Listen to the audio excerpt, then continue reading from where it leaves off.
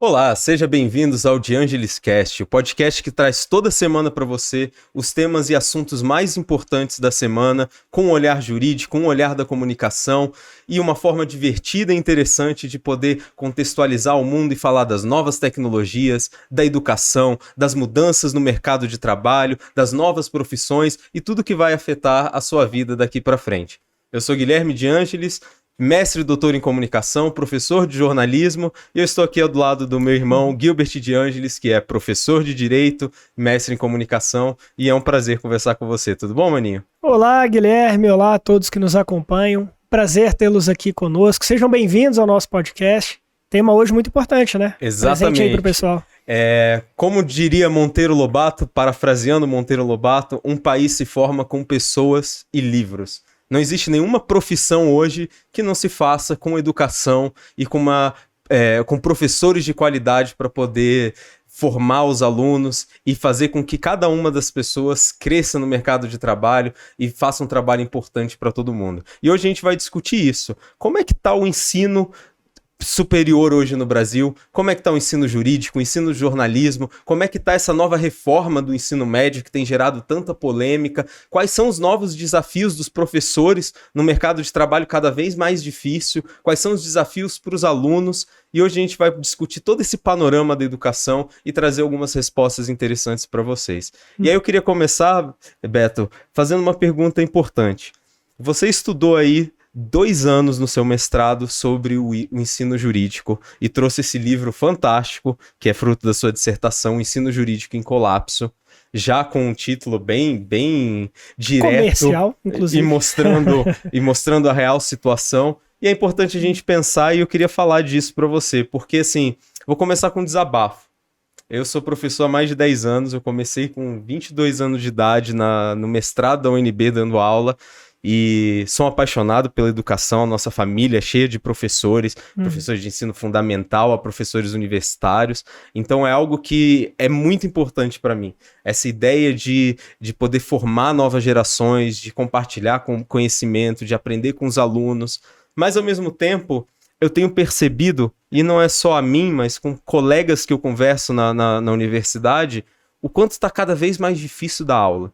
Quanto está cada vez mais difícil ser professor. Difícil. E o quanto está cada vez mais difícil para os alunos aprenderem, para os alunos entenderem o que é uma universidade, para os alunos serem mais proativos, para os alunos serem, pelo menos, melhores do que eram os alunos de décadas passadas. E ao que parece, e o desabafo não é só meu, é geral, é que parece que tem piorado muita coisa. E como é que a gente vai formar bons profissionais se quando eles chegam na educação superior, eles não conseguem ter aquilo que eles precisam ou não desempenhar aquilo que eles deveriam desempenhar?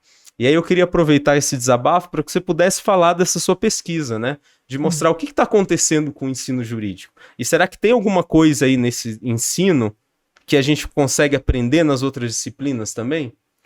Perfeito. Eu compartilho completamente desse desabafo. Inclusive o meu livro e o meu estudo inicia-se numa indignação que é muito antiga.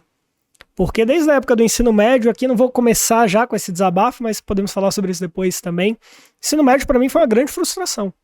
Estudar matérias que eu não tinha interesse, com uma didática que não me prendia, sendo cobrado de maneira insistente com relação a vestibular e outras questões, e foi um período bastante difícil ali na época da adolescência. Por isso que falar sobre o ensino médio também é muito importante.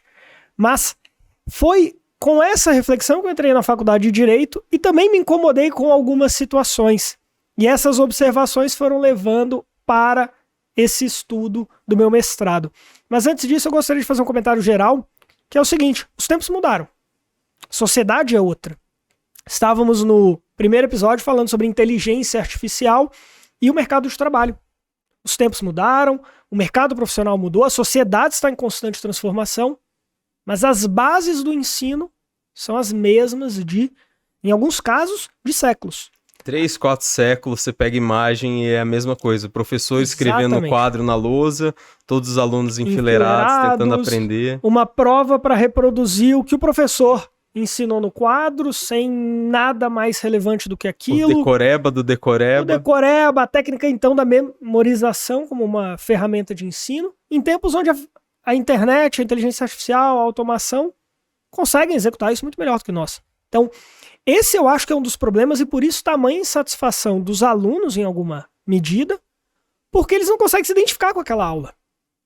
A aula não está adequada aos novos tempos da sociedade. E, ao mesmo tempo, os professores também sentem essa frustração. E aí entra a questão da valorização do profissional. É um outro ponto que a gente vai discutir.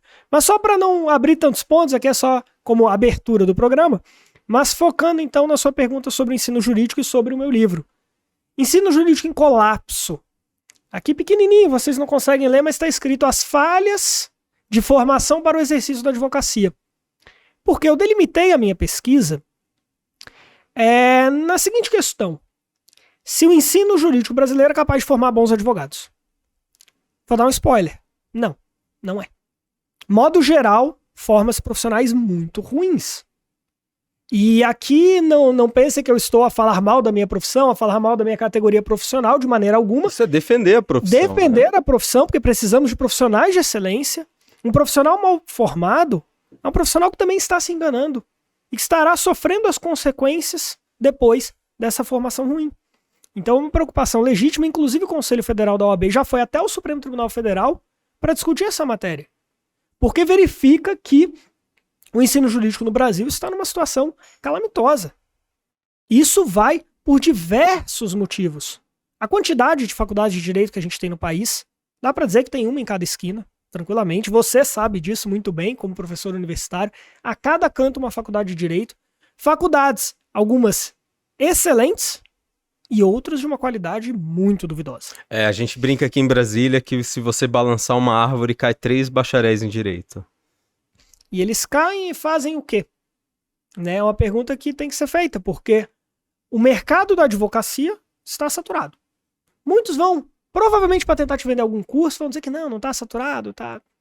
É fato que bons profissionais sempre terão espaço, é fato que aqueles excepcionais vão encontrar um caminho, mas para a grande média, tá muito difícil.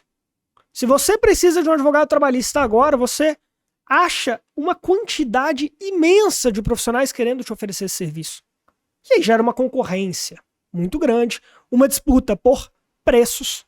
O advogado deixa de se valorizar, deixa de cobrar honorários justos para aceitar contratos muitas vezes terríveis, onde ele acaba pagando para trabalhar.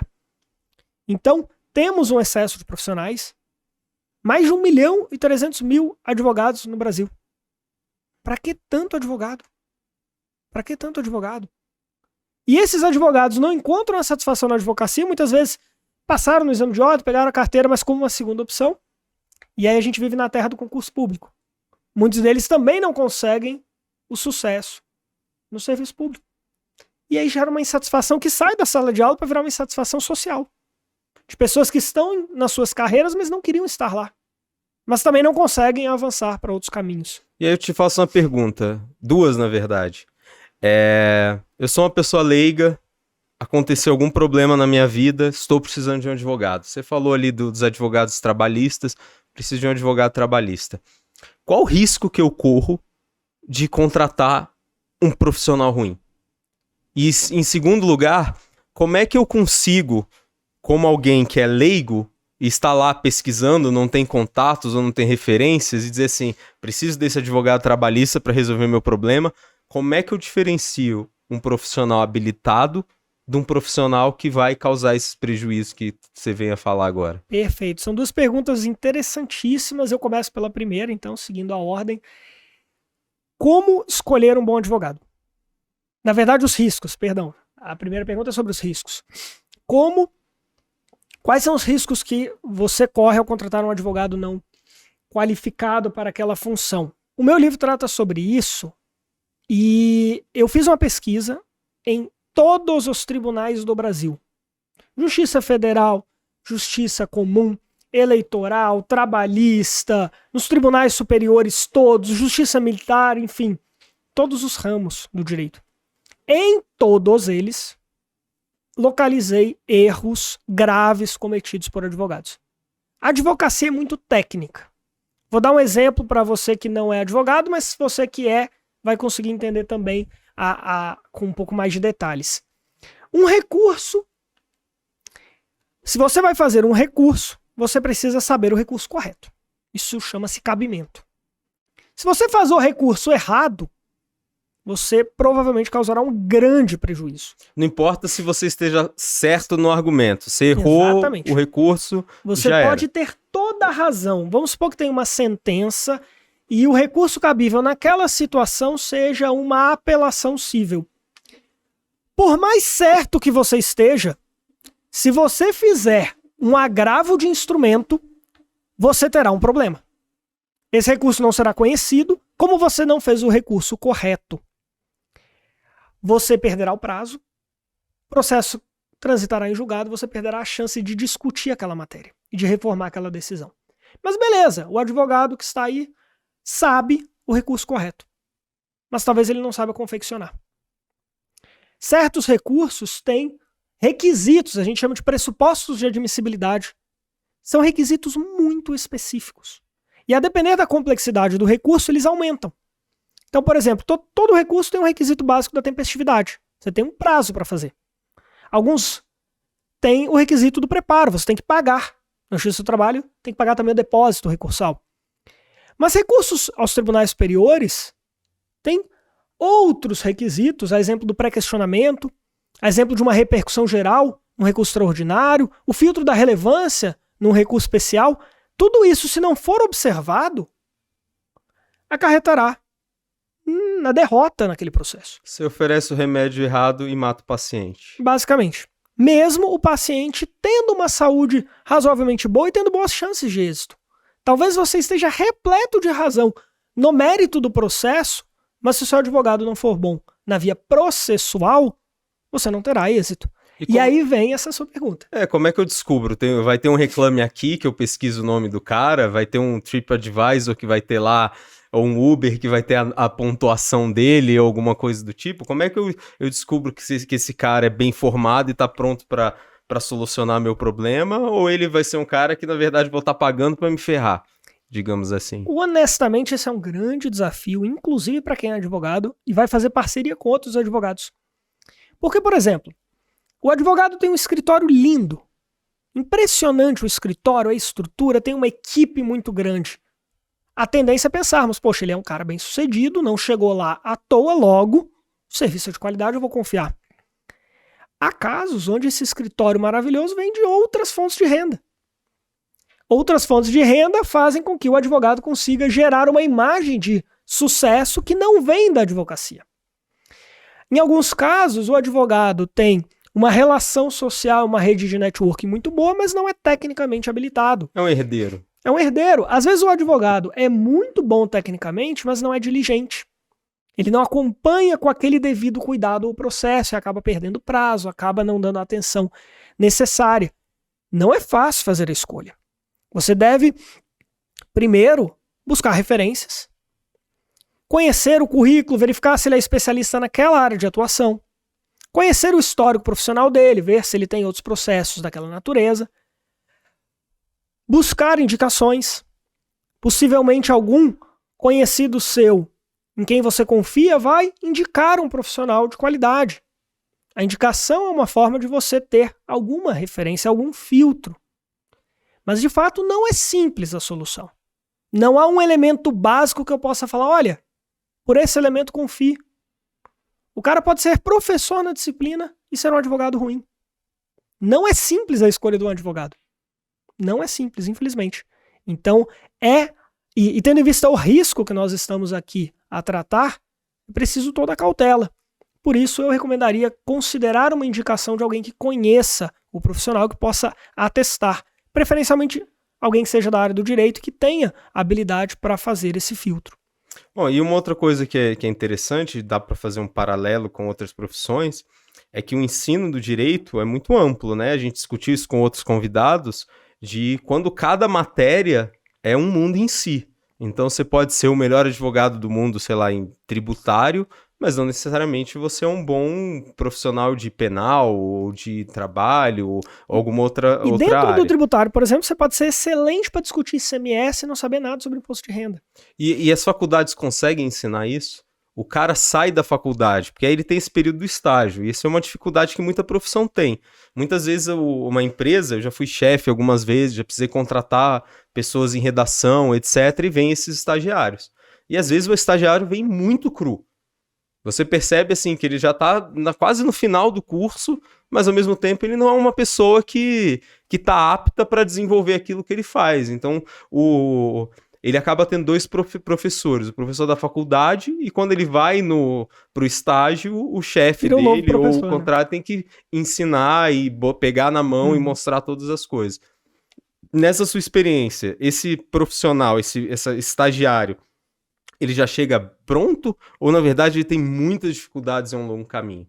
Muitas dificuldades. Dá para dizer que a faculdade de Direito, em geral, não prepara para advocacia. Ela forma um bacharel em Direito.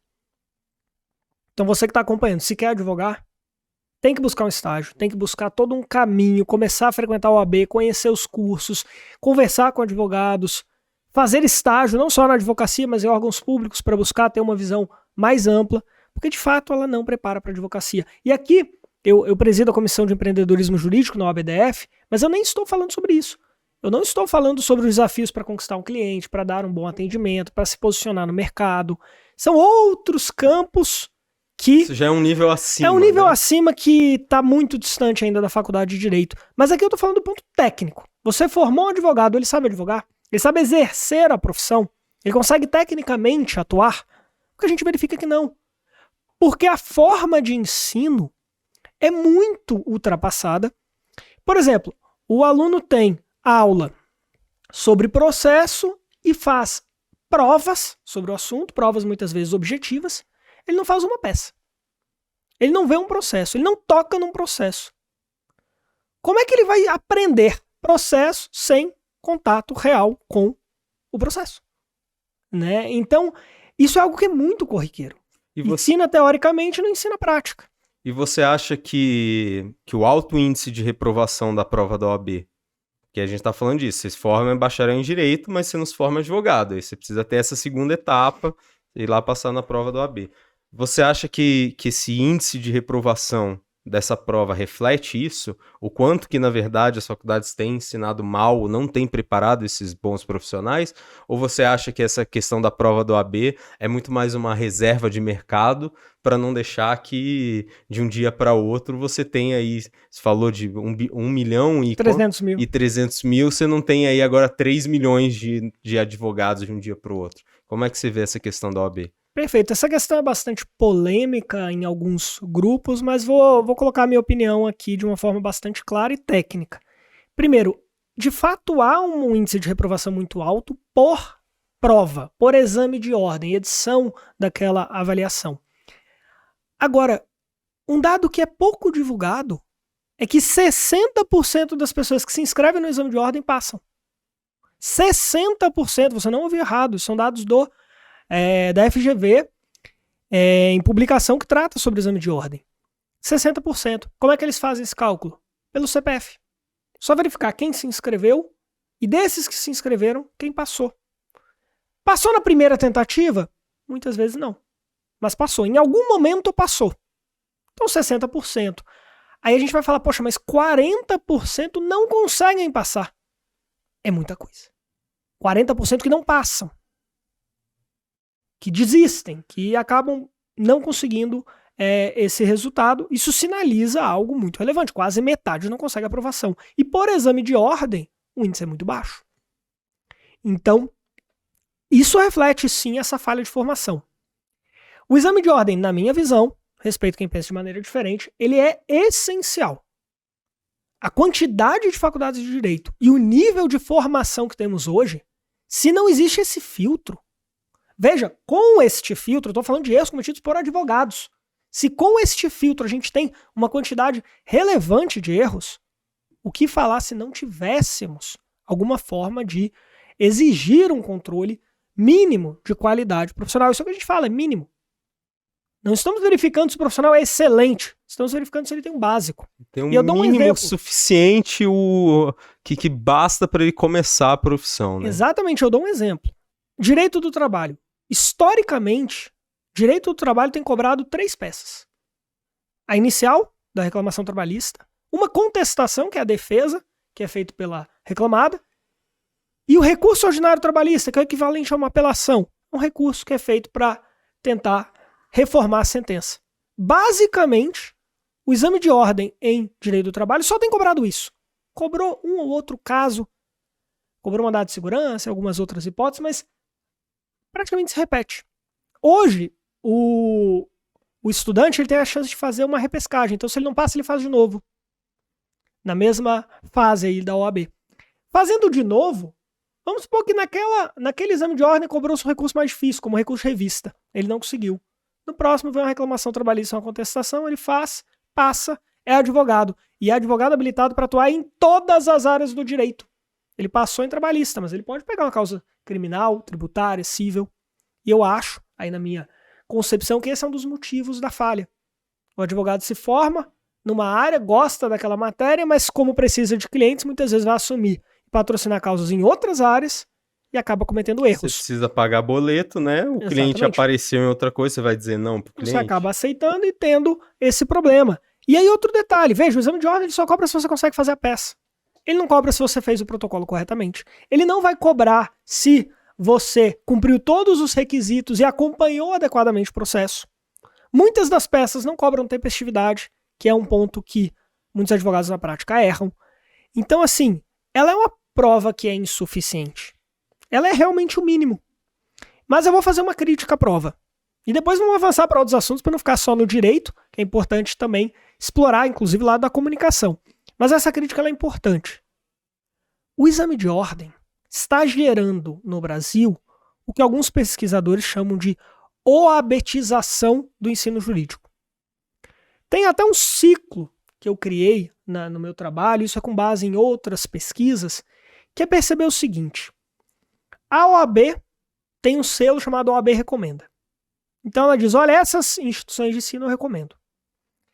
Ela recomenda a instituição de ensino com base em alguns critérios. E o principal é o índice de aprovação no exame de ordem. Então isso faz com que aquela instituição de ensino, para ter o selo, busque a aprovação. A aprovação vira um foco, assim como no ensino médio o foco é passar no PAS, aqui em Brasília, ou passar no vestibular, ou no Enem, é passar no exame de ordem. Com isso, e tem algumas pesquisas, algumas dissertações interessantes sobre isso, mostra que os cursos começam a se pautar em conseguir a aprovação. Mais do que formar um pensador do direito, um jurista completo, alguém com uma visão mais ampla, um advogado que saiba fazer outras coisas que o exame de ordem não exige, passa a se focar em conseguir fazer aquelas questões múltipla escolha da primeira fase, conseguir fazer uma peça jurídica.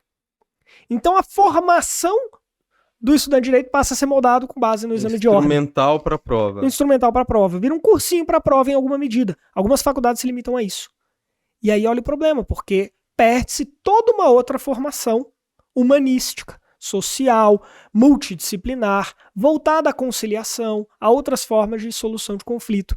Então é uma falha que eu considero que é relevante, que precisa ser revisto nesse ponto. Esse é um ponto que eu acho que as nossas duas profissões convergem, porque tanto o direito quanto o jornalismo são profissões muito intelectuais. Elas dependem de você ter uma formação intelectual, ou seja, você ter uma capacidade de leitura pregressa, você ser capaz de dominar assuntos que não são necessariamente instrumentais da profissão. Então, um jornalista precisa conhecer a história do seu país. Uma visão crítica. Ter uma visão crítica, ter uma capacidade de questionamento que vem da filosofia. Ele precisa ser uma pessoa que conhece sociologia, que conhece antropologia, que entende de economia, porque o jornalista precisa aprender sobre tudo. E um advogado também precisa ter uma formação mais ampla, né? E hoje em dia a tecnologia, né? Que é um tema que a gente está discutindo e aqui. Dominar não só isso, mas aplicar todo esse conhecimento intelectual às novas tecnologias e utilizar essas ferramentas. Mas, ao mesmo tempo, a gente vive um contexto, e aí não é só pensar na faculdade em si, porque a faculdade é o processo final de uma etapa de formação que começa quando esse aluno tá, sabe, ele começou no ensino básico e ele vai progredindo até conseguir chegar numa faculdade e fazer o ensino superior. Como é que você forma um aluno que é intelectual, um aluno que tem uma capacidade de leitura, se em nenhum outro momento da vida pregressa dele como estudante, ele é ensinado a fazer isso? Se ele não tem capacidade crítica, a gente vive num país que cerca de 1/3 das pessoas são analfabetas funcionais. Que elas não conseguem fazer muito mais do que assinar o próprio nome, não conseguem raciocinar muito mais do que isso. Então, como é que a gente forma e espera que esse aluno do ensino superior esteja pronto para dar conta de tudo isso que você falou no direito e que também faz parte dos outros cursos, se ele já chega tão despreparado para a faculdade, né? Esse é o grande O problema. professor vai conseguir salvar e remediar tudo isso? 15 anos de formação ruim? Esse é um grande problema, porque tem gente que está se formando hoje em nível superior que honestamente não tem ainda as condições e habilidades básicas sequer para entrar na faculdade. Uma faculdade séria que faça um filtro relevante e que seja adequado às necessidades da instituição. Então tem gente que está se formando que não deveria nem ter entrado em razão do conhecimento que tem naquele momento. O analfabetismo funcional é uma realidade no Brasil. Profissionais, inclusive, estudantes, inclusive do direito, que não conseguem interpretar um texto.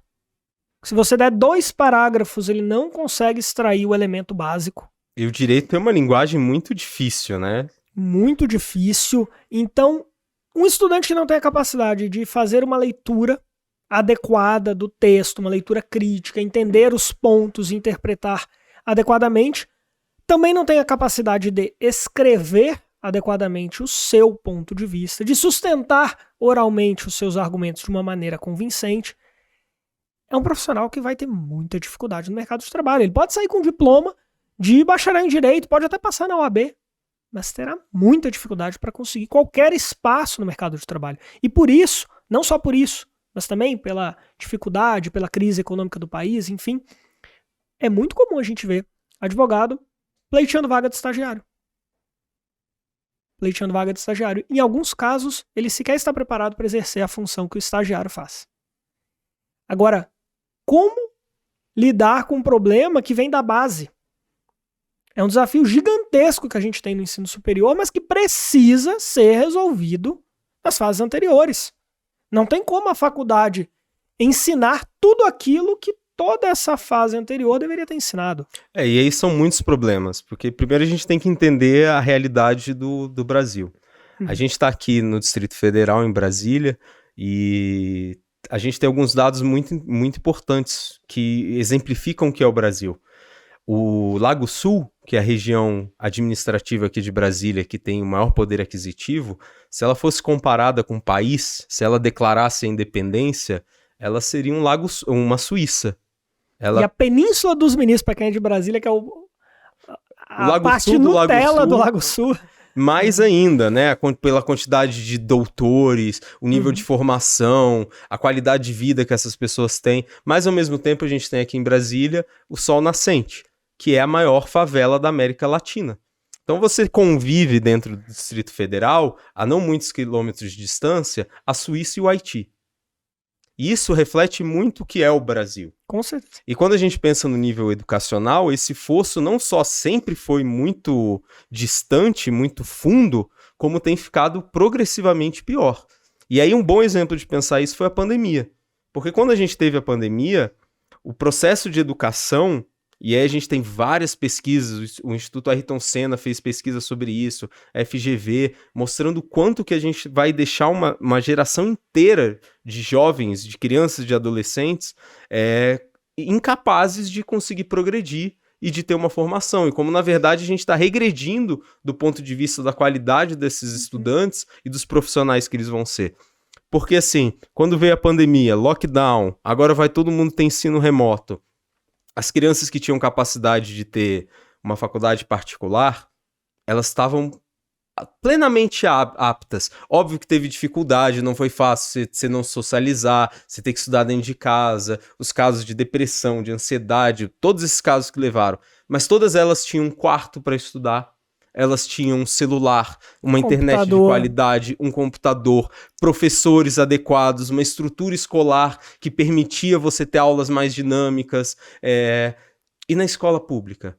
Na escola pública, em muitos casos, a família tinha 3, 4 filhos e um celular para dividir para as crianças. Como é que você fazia e estudava para todo mundo? Como é que você conseguia ter conexão de qualidade? Então, aquela diferença se aprofundou muito mais porque você teve alunos que conseguiam, pelo menos, se manter ali num modo piloto automático durante a pandemia e uns outros que simplesmente perderam 2, 3 anos de ensino. E a gente vê nos níveis, na verdade, uma regressão. O aluno que tinha acabado de se alfabetizar no início da pandemia regrediu a um ponto que ele já não estava mais alfabetizado. O aluno que começou a aprender as 4 equações na matemática e entender alguns conceitos mais complexos, regrediu também, teve que aprender tudo de novo, se aprendeu. Então isso vai criando um fosso que cada vez vai ficando maior, né? Tem uma teoria na comunicação que é isso, knowledge gap, a teoria da diferença dos conhecimentos.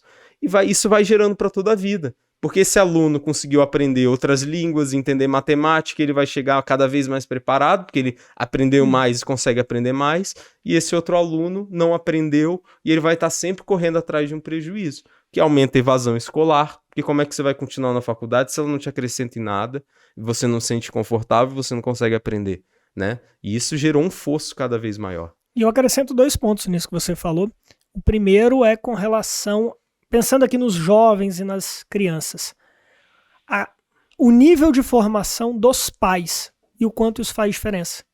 Porque uma criança que, por conta da pandemia, ficou em casa, mas o seu pai tem nível superior, o seu pai tem um nível de conhecimento e de preparo que acaba podendo prepará-lo para os desafios da vida, auxiliá-lo nos deveres de casa, estimulá-lo intelectualmente. Aquele outro pai que trabalha o dia inteiro, que o filho fica com o vizinho, um pai que não concluiu o ensino médio, que não tem sequer tempo para sentar com o filho e passar algum conhecimento. Olha a diferença desses 2 filhos. Além de tudo que você mencionou, a partir do nível de dos pais de cada um. Um outro ponto é a questão do trabalho. Muitos jovens tiveram que largar os estudos para trabalhar. É uma situação muito delicada, pessoas precisam ir atrás dos estudos, muitas vezes por conta da pandemia a família não conseguiu mantê-lo mais na condição, digamos aqui, privilegiada de estudar. Eu digo privilegiada entre aspas, para quem está ouvindo só o áudio, porque isso não era para ser um privilégio. Isso é um direito básico que acaba virando privilégio de alguns. Porque para muita família, a escola é o lugar onde a criança, o pai e a mãe se sentem seguros porque a criança vai comer. Vai comer. E aí, se você não tem escola, até a segurança alimentar desse aluno está comprometida. Isso foi um grande desafio na pandemia, porque o pai, e não só a alimentação, mas também ter com quem deixar o filho para o pai poder ir trabalhar. Estou falando do pai, mas obviamente o pai e a mãe poder ir ao trabalho e ter com quem deixar o seu filho. Né, um grande desafio que a gente viveu.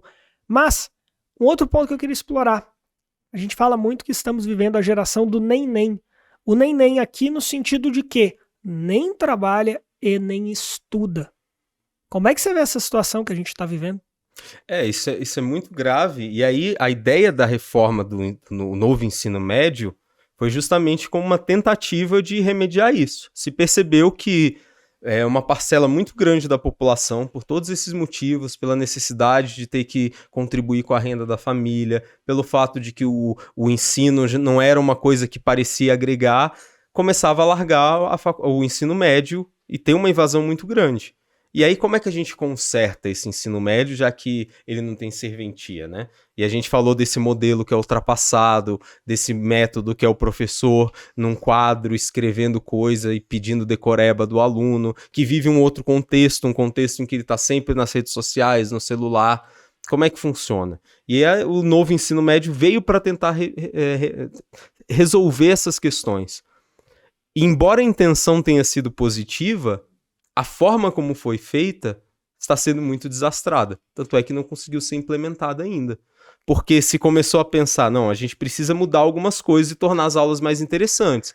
Então, como você tinha falado da sua experiência no ensino médio, você tinha aptidão para determinadas matérias, mas você sofria porque tinham outras matérias que você não só se sentia confortável, mas você via que não tinha uma serventia do que você estava fazendo. Por que você vai estudar 5 vezes por semana química, se você já sabe muito bem que a sua profissão está muito mais ligada às áreas humanas e você poderia desenvolver isso melhor?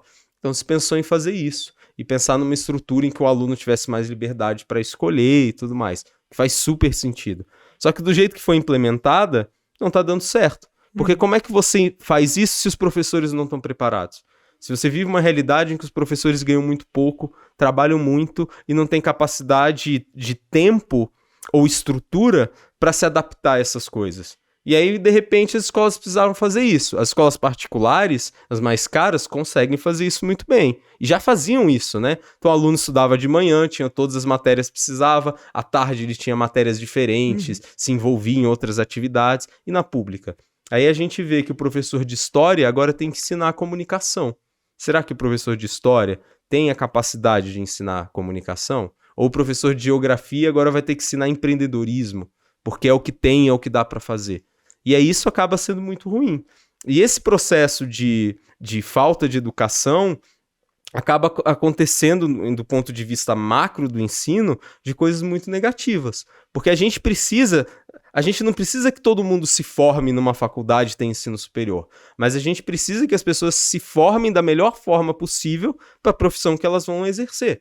Então, mesmo que ela escolha um ensino técnico e não um ensino superior, que ela seja habilitada para, naquele ensino técnico, ela ter todas as condições de desenvolver o melhor trabalho possível. Mas o que a gente vê não é isso. E o que acaba gerando uma série de outros prejuízos para a economia em si. Um país que não investe em pesquisa, que não investe em ensino, que não forma bons profissionais, e os bons profissionais que forma querem ir embora do país, porque não vale a pena continuar aqui pagando pouco, tendo poucos privilégios, poucas vantagens. E a gente ainda tem esse outro problema. Estamos formando profissionais incapacitados em várias profissões e, ao mesmo tempo, os que estão se capacitando bem não querem ficar aqui. Eles querem ir para a Europa, eles querem ir para os Estados Unidos, e eles já se preparam com essa visão, né? Então a gente ainda tem, além disso tudo, um problema que é essa exportação de cérebros para outros países. Mas você tocou em tantos assuntos interessantes que cada um abre um caminho dessa conversa. Vou tentar puxar alguns pontos e a gente vai debatendo, porque realmente o assunto é muito rico. Pegando esse ponto da evasão intelectual, do capital intelectual. Eu diria em 2 etapas, e uma delas é com base numa pesquisa que eu vi, até antiga, salvo engano, de 2005, é uma pesquisa da Federal de Santa Maria, lá no Rio Grande do Sul, e a pesquisa dela é o seguinte, ela fala sobre a evasão, não para o exterior, mas a evasão da universidade pública para outros caminhos, inclusive para o mercado, para a iniciativa privada. Porque percebe-se que um professor que de fato seja excepcional na sua área de atuação, ele com certeza ganha mais na iniciativa privada do que ganhará na iniciativa no serviço público. Então, um professor de direito, ele se decidir ir para a advocacia, por exemplo, ir para alguma carreira jurídica específica, ele vai ter muito mais sucesso. A advocacia, pensando aqui como uma carreira privada, terá mais êxito, terá mais recompensa financeira, satisfação pessoal em alguns casos. Mesmo no ensino público, no serviço público, né? Então ele passando em algum concurso, sim, ele pode migrar, promotor, virando um juiz. Ele pode migrar para outra universidade que ofereça mais, ele pode migrar para a iniciativa privada, pode migrar para outra carreira do serviço público, como você bem mencionou, e além disso, essa fuga de capital intelectual para o exterior. Então olha o prejuízo que a gente tem dobrado. O Brasil começa a perder profissionais de excelência para outros países e as universidades perdem para a iniciativa privada os seus grandes profissionais. Como é que fica o aluno na ponta? Como é que fica o aluno? Uma vez eu conversei com uma turma e isso que você falou é muito forte e a gente pensa muito em por que a gente é professor. E é muito uma profissão de entrega e de amor, porque de fato você pode ganhar muito mais em outras iniciativas, e hoje boa parte dos professores acabam fazendo isso, né?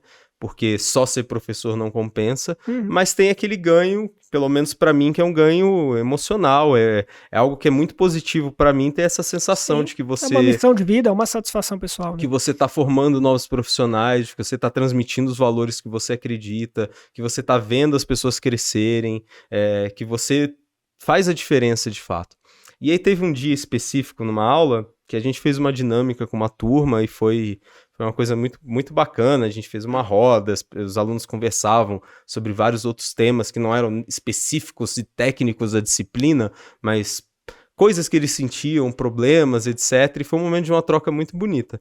Quando terminou a aula, um aluno chegou para mim e disse assim, poxa, professor, eu queria te agradecer, porque eu estava quase saindo do curso e a sua matéria é um dos motivos de eu ainda estar aqui nesse semestre, porque eu não me sinto tratado como uma máquina. E aí isso me marcou muito, Isso assim, é forte. como assim tratado como uma máquina? E aí você pensa assim, do ponto de vista do aluno, também é um processo de formação que não é humanitário. Cumpra tais matérias, faça não sei o quê, faça tal prova, estude para não sei o quê, tudo, não existe esse processo da universidade, da forma como a universidade é pensada. Porque aí é importante a gente fazer uma diferença e entender o que é uma universidade do que é uma faculdade. A universidade, ela não tem só como papel ensinar o conteúdo técnico. Não é só ensinar, olha, leia o Código de Processo Penal, sei lá, estude tudo isso, decore e faça prova e não sei o quê. A faculdade e a universidade, elas também fazem parte de um processo de socialização. Tanto isso é muito curioso, que eu vejo isso no curso de Direito. Chega o segundo semestre, primeiro semestre tá todo mundo de havaiana e roupa largada, moletom, camisa de futebol. Chega o segundo semestre, os alunos já estão começando a usar terno, já tá todo mundo de gravatinha, porque já é um processo de socialização. Você olha pro aluno de Direito e olha pro de jornalismo, você já identifica um e o outro. O de medicina, então. Você olha o de medicina, ele já tá com jaleco. Pode ser domingo, ele já tá lá com o jaleco. Porque é um estetoscópio, né? Pra qualquer coisa. Foi na padaria, mas leva junto. Que ele quer mostrar que é porque é aluno de medicina. # medicina por amor. Ele precisa se socializar e mostrar isso, e conhecer as outras pessoas, e entender o ethos e a praxis, ou seja, a ética e a prática da profissão. E não é só isso, é ali na faculdade que ele vai fazer o networking, porque ele vai se relacionar com os professores que vão ser possíveis chefes, ou vão indicar estágio, e vão ensinar como é que é ser um bom profissional, e o que é um bom profissional. É conhecer os colegas de trabalho, de faculdade, que um dia vão ser os colegas de trabalho, que um dia vai ser o chefe, ou ele vai ser chefe do outro. É você ter uma socialização, que eu também falo para os meus alunos. Aqui você pode errar, no mercado de trabalho não. Então é um treino para tudo isso. Só que se você pensa no ensino que é só instrumental, você perde todos esses outros elementos do que é a faculdade. Faculdade também é um lugar de socialização. É o lugar para que depois da faculdade você, sei lá, vai tomar uma cerveja no bar com os colegas e vai desabafar ou vai se sentir profissional. Então, se você não tem tudo isso, se você tem um mundo, um universo de trabalho que é... Você vai para a faculdade, da faculdade você já vai para outro trabalho e dali você tem que ganhar dinheiro com outra coisa e não sei o quê, e você não tem tempo também para vivenciar tudo isso, perde muito, porque o ensino superior não é só o ensino técnico. Senão você pega umas apostilas, pede pro ChatGPT, faz EAD e resolve. Mas não é assim. Tanto é que tem muita faculdade, muito curso que não dá o EAD, porque entende isso. Faculdade você precisa ter esse contato presencial, esse espaço de troca, o espaço de convívio. Inclusive é um espaço de relacionamentos afetivos, relacionamentos amorosos. Muita gente conhece o marido, a esposa, até a amante na faculdade. Então é um espaço que tem essa troca. Troca essa, inclusive, que ficou muito perdida na pandemia. Né? A pessoa vai para a faculdade, quer interagir, quer conhecer pessoas, se formar como um ser humano. Como um ser humano se conhecer, inclusive. Detalhe, na época do ensino médio, não sei como está hoje, aquela questão do uniforme. O aluno tem que ir com uniforme, tem que pedir licença para ir ao banheiro. Ele é um menino. Eu me formei um pouquinho mais velho e tenho a lembrança de ser maior de idade, estar no ensino médio e falar, caramba, eu posso dirigir, eu posso beber, mas aqui eu preciso pedir licença para ir ao banheiro. E é libertador quando você vai pra faculdade, você descobre que pode sair, por isso que pode o primeiro usar semestre chinelo. as pessoas vão de chinelo, camisa de futebol, roupa dos Simpsons, a banda favorita, porque é uma libertação. E esse momento social é muito importante para você se conhecer, para você fazer coisas novas, se descobrir o mundo. É realmente um ponto fundamental. E por falar no estudante, eu queria puxar um outro gancho. Nós dois temos experiência com instituições de ensino privadas, públicas também, estudamos escola pública na infância, você tem uma trajetória também envolvendo Universidade Federal aqui em Brasília, mas eu queria pegar o seguinte gancho. O aluno começa a ser cada vez mais, principalmente no ensino superior, um consumidor. O aluno deixa de ser tratado como um aluno e vira o seu consumidor e começa a exigir certas situações e muitas vezes, a depender da instituição de ensino, a instituição de ensino se curva, porque aquela instituição de ensino é um negócio, muito mais do que a simples função social de formar cidadãos e profissionais. Como é que você vê isso, esse impacto no currículo, esse impacto no relacionamento com os alunos, esse impacto na sala de aula e também o quanto os alunos estão preparados para aguentar pressão, aguentar exigência, trabalhar de fato e se dedicar para a construção do saber? É terrível. De fato, você tocou em vários pontos. O primeiro deles é esse, que a gente tem muita faculdade que é pagou, passou. Aqui você é o cliente e isso é muito problemático, porque no final das contas você não consegue ensinar, porque a própria média dos alunos desinteressados puxa o nível mais para baixo. Se você tem uma turma que a turma tem uma quantidade suficiente de alunos que é presente, participativa e interessante, a parte ruim da turma se molda a ela. Mas você tem o contrário também. Você tem alguns alunos bons, interessados, e boa parte da turma não quer nada, ou não sabe exatamente o que está fazendo ali, isso puxa o nível para baixo.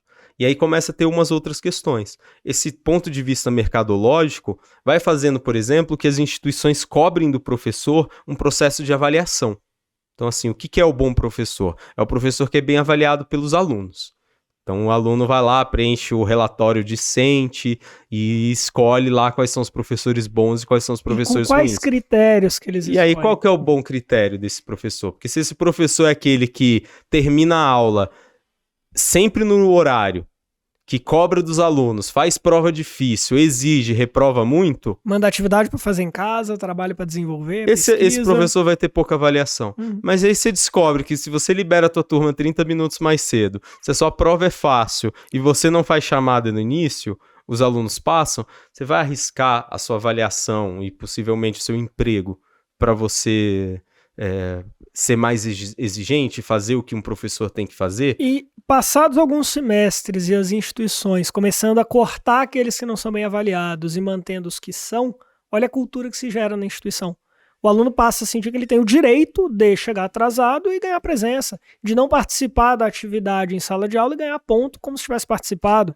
E essa cultura de ser consumidor e não cidadão, ela não está presente só nisso. Ela é um reflexo, na verdade, de um procedimento, um processo que a gente tem em todos os aspectos da nossa vida. De achar porque você está pagando algo, você tem o direito sobre tudo, né?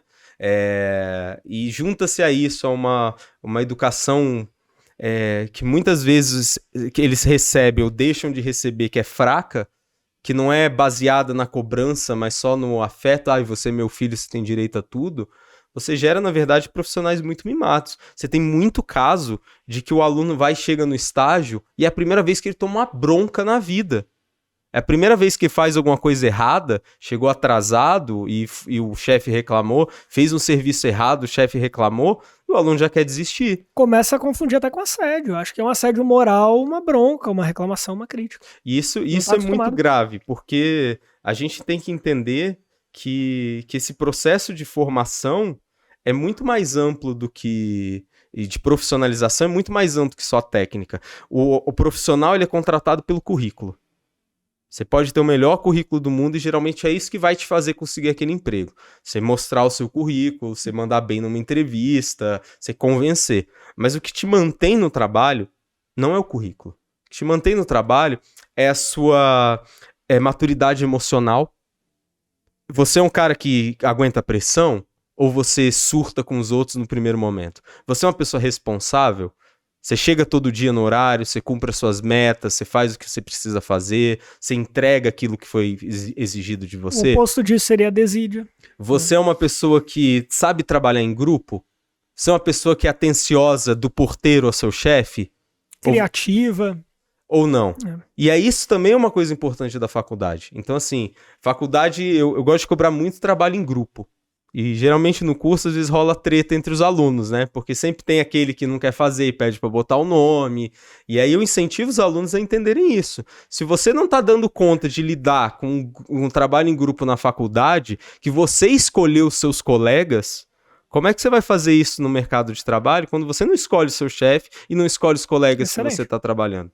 Então, se você não consegue dominar essas outras habilidades que não são ensinadas na faculdade, porque não tem nem espaço para isso, seja inteligência emocional, empreendedorismo, saber lidar com relacionamentos, você ter noções de ética, você ser uma pessoa civilizada. Escola não é para isso. Isso você aprende da família. A família que vai te ensinar a você ser uma pessoa que respeita o professor, que você chega na hora, que você cumpre as suas atividades, que você é respeitoso com o outro. Imagina se a faculdade, além de tudo, tiver que ensinar isso. Meninos, por favor, vamos chegar na hora. E quando a família mima o jovem, e aí já trazendo a polêmica, estamos formando uma geração fraca, uma geração difícil de lidar? Não dá só para pensar nessa geração e culpar essa geração, se essa geração foi gerada por uma geração que não fez o trabalho dela. Culpe as duas, então. Então é melhor culpar de fato as duas. E também não dá para generalizar. Claro, estamos brincando aqui. Mas de fato, se você tem hoje uma geração que não cumpre horário, que não aceita regra, que não gosta de ordem, que problematiza tudo, que só pensa nela, ela teve uma formação que se normalizou que isso fosse aceitável, que não foi cobrado dela todos esses outros valores, que se entendeu que era muito mais importante como um pai, por exemplo, você dar afeto irremediável e a qualquer custo para compensar, sei lá, porque você está trabalhando demais, ausência, etc., do que você dar uma formação mais rígida.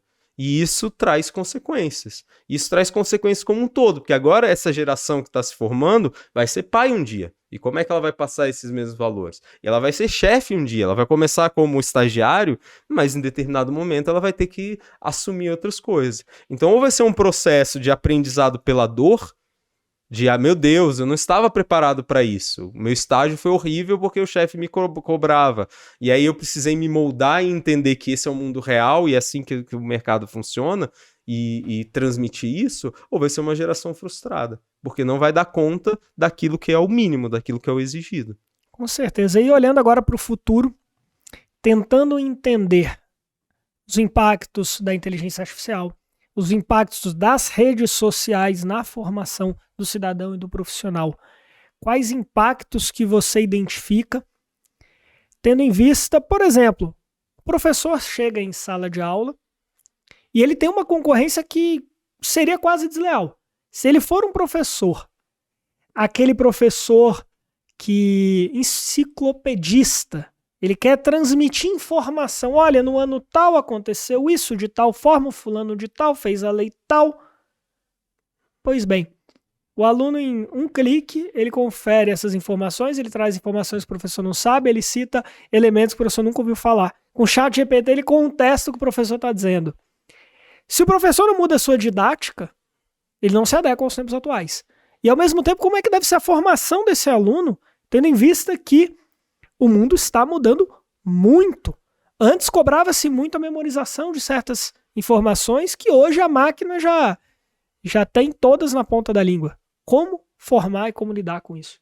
Eu acho que a gente vai ter ainda um processo de muita patinação até entender como fazer da melhor forma. Por conta de tudo que a gente falou, da desigualdade que é o ensino, da diferença de nível entre as faculdades, da diferença de nível entre os alunos, da desigualdade também do professor, que muitas vezes não tem condições de fato viver só disso. Porque o professor recebe pela hora aula, mas a hora aula é uma parcela muito pequena do que ele faz. Porque antes da hora aula, ele precisa preparar a aula. Depois da hora aula, ele precisa corrigir os trabalhos e pensar e tudo mais. E se você não recebe por nada disso, por exemplo, e são poucas as faculdades que o professor tem essa possibilidade de dedicar tempo a essas atividades, isso fica cada vez mais comprometido. Então as aulas vão sendo cada vez menos preparadas, pensadas, com menos dinâmica. Às vezes o professor é esse que gosta muito de dar aula, mas ele precisa conciliar isso com a outra atividade. Então, como você falou, ele é advogado, ele é promotor, ele é defensor público, e o que exige também já um trabalho muito integral. Ele é jornalista, trabalha numa assessoria, numa redação, etc. Então isso já dificulta do ponto de vista do professor ser capaz de fazer o melhor que ele poderia fazer. Do ponto de vista do aluno, o aluno já tem todas essas dificuldades.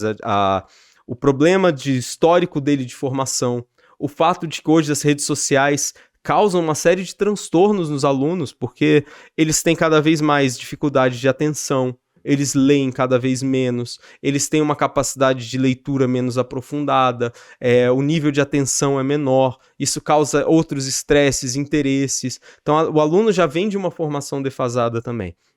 Mas para não ser só apocalíptico, eu gosto de pensar muito na liberdade individual. Ao mesmo tempo que se a gente tem tudo isso, a gente nunca teve tanta oportunidade de aprender. Se você tem uma internet com uma conexão boa e disposição para estudar, não tem nada que você não consiga fazer. Porque hoje você consegue fazer curso online em Harvard, de graça. Você consegue aprender muitas coisas e tem acesso a livros que 50 anos atrás a melhor biblioteca de Brasília não tinha. E a palestras e a conversas com pensadores que a pessoa também não tinha. Então acho que nesse ponto de vista, diante de todas essas dificuldades, cada vez mais o bom profissional precisa ser o seu próprio professor. Ou seja, entender que o processo pedagógico também parte dele, desse interesse. Eu posso usar a internet para ficar vendo 5 horas de TikTok por dia, ou eu posso usar essa mesma internet para aprender um outro idioma, para aprender mais coisa, para fazer um outro curso por fora. Para ver um podcast que traga assuntos importantes. Exatamente. Então, no final das contas, a escolha também recai só na gente. O quão disposto você está a usar essas ferramentas para o seu desenvolvimento pessoal, para você aprender mais para ser um profissional melhor. Porque é muito mais fácil você dizer assim, a faculdade não me formou, o professor é ruim, não sei o quê. Mas assim, o quanto de fato você pode dizer de você mesmo que você se dedicou, que você se esforçou, que você fez além, que você foi fazer mais. E eu acho que isso é uma lição que a gente tem que pensar também no ensino. Do quanto que a gente precisa fazer a nossa parte primeiro para conseguir resolver os outros problemas. Muito forte a reflexão que você propõe. Espero que tenha tocado quem está nos assistindo, porque de fato são pontos centrais. Primeiro é você que está nos assistindo assumir a própria responsabilidade pela sua formação. Há responsabilidades, há culpas que podemos colocar nas instituições de ensino, eventualmente nos professores, na sociedade, nos políticos, que podem até ser válidas, mas não resolvem o problema. Mas a questão é, se você quer transformar a sua vida, tem que partir de você esse esforço. Tem que partir de você a vontade de pesquisar. Como você bem disse, nunca tivemos tantas oportunidades e tanto acesso à informação. Acho que a condição mais importante hoje, talvez a habilidade mais relevante, seja a de aprender continuamente. Conceito de aprendizagem continuada. Aprender a aprender. Aprender a aprender e seguir em evolução, porque é isso que vai levá-lo a um outro patamar. E já caminhando então para o nosso encerramento, eu quero que você deixe seus comentários, porque temos assuntos diversos, pontos interessantes diversos sobre ensino que tratamos aqui. Eu quero ouvir a sua opinião, o que você pensa sobre esse assunto. Guilherme quer ouvir também, vamos conversar nesse espaço de comunicação e que a gente consiga encontrar caminhos, trocar dicas e aprofundar para que a gente consiga crescer junto. Acho que esse é o grande objetivo de todos. E agradecer aí todo mundo que tem feito tantos comentários, tem feito elogios ao podcast, tem se interessado, tem sugerido temas. Isso é muito gratificante, porque o objetivo daqui não é ser uma conversa só entre irmãos, mas fazer dessa conversa uma ponte para a gente trazer mais pessoas, para a gente trazer novas discussões e para a gente aprender mais e compartilhar mais conhecimento. Então, por favor, se você está escutando esse podcast, se você está interessado, mostre para a gente, compartilhe. É importante a gente ter esse feedback, porque isso vai chegar a novas pessoas e vai fazer a diferença. E a ideia é que esse seja realmente um espaço de aprendizagem e de convívio e de experiência. E começa com 2 irmãos, mas vai gerando uma grande família. Então espero que vocês estejam conosco nessa caminhada. Vamos juntos. Um abraço, obrigado por nos acompanhar. Até o nosso próximo episódio, que será ainda melhor. Acredito que estaremos numa constante evolução, né? Com certeza, Tuco, já que estamos falando da grande família. Para fechar com uma piada ruim, muito obrigado a todos, forte abraço, se cuidem.